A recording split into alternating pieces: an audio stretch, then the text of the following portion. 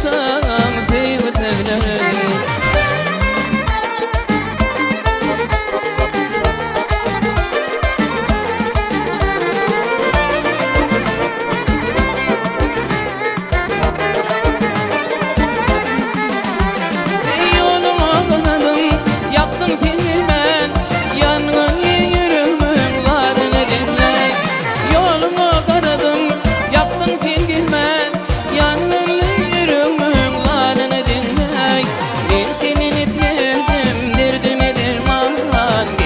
Kalbimde kalmasınlar mı? Ben senden istedim derdime derman. Bir seni kalbimde kalmasınlar mı? Ataydım adını insanlar men bugün. Aşığın kalbine koymalıydı. Kim bakın uğruna vermeliydi. Dinledin aşığın sevgi sözlerim. Dinledin aşığın sevgi sözlerim.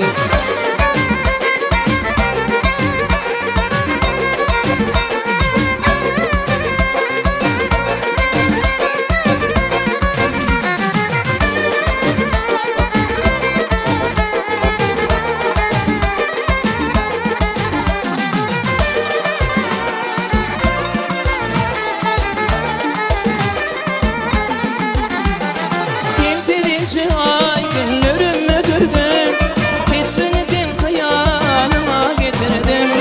Sensiz ince ay günlerimi gördüm, keşfettim hayalıma getirdim.